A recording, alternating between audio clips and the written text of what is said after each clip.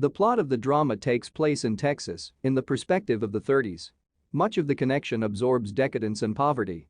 Drought pays crops, and famine leads to a sharp loss of livestock on farms. Farmers one by one lose their plots, losing the only way to earn money. Unable to cope with the squall, the hero of the film does not intend to surrender to the mercy of fate. He considers it his duty to defend his father's possessions in a critical period so that he does not lose his life's work. The heir wants to become a bounty hunter when he learns of a substantial reward for handing over a very cunning bank-robbing adventuress to the authorities. With a desperate act, the brave man is trying to patch up a huge hole in the family budget. But he is not alone in catching the famous young lady. Sheriffs, brave daredevils and even criminals are eager to catch the thief and hit the jackpot. However, the guy manages to be the first to get close to the nimble swindler. Howard Ratner has always wanted to start his own business. He was distinguished by a strong-willed character, constantly defended his own opinion, and never in the film Uncut Gems did not want to work in someone else's office and receive a regular salary. In 2012, Howard celebrated a victory. He managed to open a jewelry store in New York, which was supposed to bring significant profit. Things were going well, customers fell in love with the store and visited it regularly, but, having reached the goal, the man relaxed and often began to rest at the gaming table.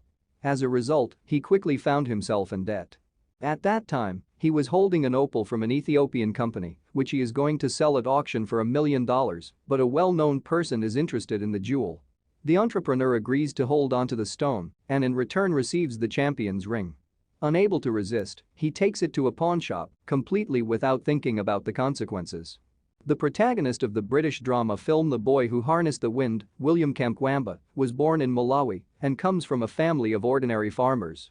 Despite the fact that he is still in school, William actively helps his parents with the housework and fixes radios for his friends and neighbors. And in his free time, the protagonist goes to the local junkyard, hoping to find new electronic components for the devices he repairs. William is expelled from school due to his parents' inability to pay for tuition. However, he finds out that his science teacher has a relationship that could lead to his firing. William blackmails a teacher into allowing him to attend his class and grant him access to the school library, where he can continue to study electrical engineering. However, crop failures and famine soon devastate the hometown of the protagonist. This leads to rationing, turmoil and deprivation of his family's already meager supplies. William is trying to find a way out of the current situation. Children's shelters are a real nightmare for their inhabitants. Wolf laws operate in them, violence and extortion flourish, it is extremely difficult to survive and not sink to the very bottom. Children living with their parents have no idea what sometimes happens to those whom fate has deprived their families in the drama Motherless Brooklyn. Homeless children are very naive and are ready to trust anyone who creates for them the appearance of a family hearth. Fraudulent detective Frank Minna has his own life plans.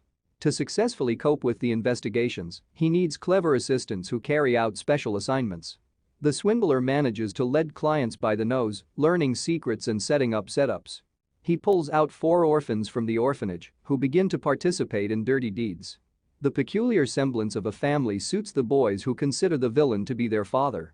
One of the rescued orphans becomes Lionel Ezrog. Many years pass and this guy will have to conduct the most important investigation of his life.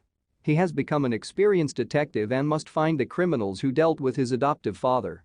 There are many oddities in the case, an unusual picture emerges.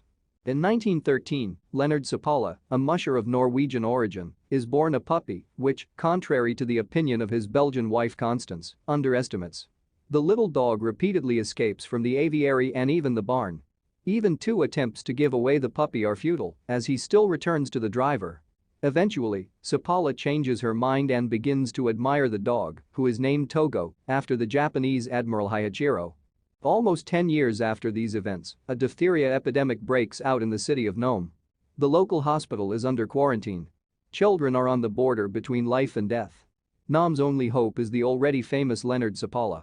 The latter has no choice but, together with his very aged dog Togo, to go to Nanana to get the necessary medicine, an antitoxin serum, which, as the locals say, at one time Sepp reached in just 4 days. However, Constance warns her husband about the big risk that Leonard is taking by harnessing Togo. The dog may simply not withstand this huge race.